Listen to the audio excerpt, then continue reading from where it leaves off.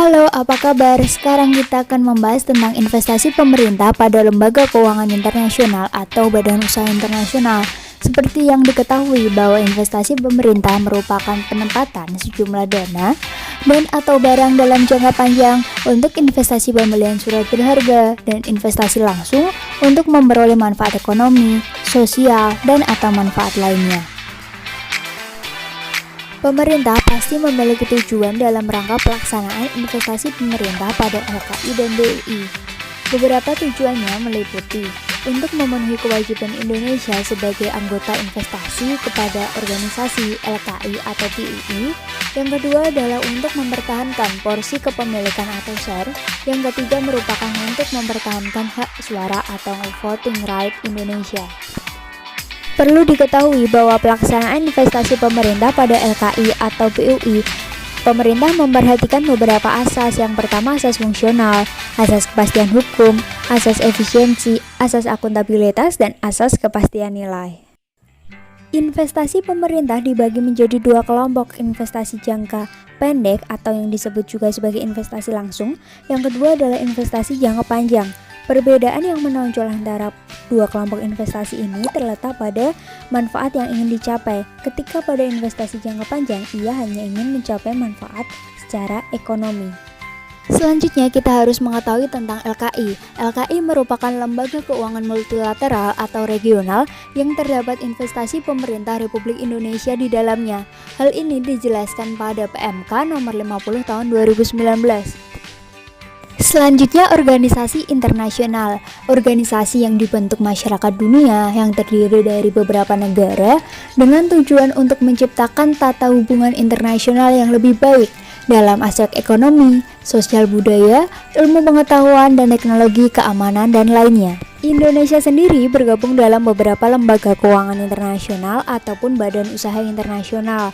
Pertama, Islamic Development Bank or IDB. Ia mendorong pembangunan ekonomi dan kemajuan sosial negara anggota serta masyarakat muslim secara individu maupun bersama-sama sesuai dengan prinsip-prinsip syariat. Yang kedua adalah the Islamic Corporation for the Development of the Private Sector or ICD. Lembaga keuangan internasional di bawah IDB Group yang berfokus pada pembiayaan sektor swasta. Yang ketiga adalah International Fund for Agricultural Development.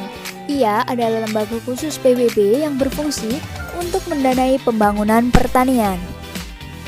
Keempat, International Development Association or IDA, bagian dari World Bank Group yang menawarkan pinjaman lunak dan hibah kepada negara-negara berkembang termiskin di dunia. 5. International Finance Corporation or IFC, anggota World Bank Group yang berfokus secara eksklusif pada sektor swasta. Keenam, International Bank for Reconstruction and Development menawarkan pinjaman kepada negara berkembang dengan pendapatan menengah. Ketujuh, Credit Guarantee and Investment Facility, lembaga penyedia fasilitas penjaminan kredit dan investasi bertujuan untuk pengembangan obligasi bermata uang lokal. 8. Islamic Corporation and the Insurance of Investment and Export Credit, lembaga yang menyediakan investasi dan asuransi kredit ekspor untuk negara-negara Islam. Sekarang kita memasuki pembahasan tentang pelaksanaan investasi pemerintah pada lembaga keuangan internasional. Pada tahun 2019 terjadi penambahan investasi pada LKI sesuai dengan mandat Presiden dan diresmikan dengan PMK nomor 50 tahun 2019. Investasi pemerintah pada lembaga keuangan internasional dilaksanakan oleh DJKN sesuai tusi pada DJKN selaku bagian dari Bendahara Umum Negara. Instansi ini melakukan pengalokasian, penatausahaan, dan pelaporan. Kuasa pengguna anggaran BUN atau KPA BUN yang melakukan pembayaran adalah Kepala Pusat Kebijakan Pembiayaan dan Multilateral BKF atau PKPPIM BKF. Dalam pelaksanaan investasi pemerintah pada LKI terdapat permasalahan utama, yaitu adalah regulasi. Maka dari itu perlu adanya deregulasi yang menyebabkan setiap daerah pro terhadap investasi pemerintah. Selanjutnya adalah pelaksanaan investasi pemerintah pada badan usaha internasional.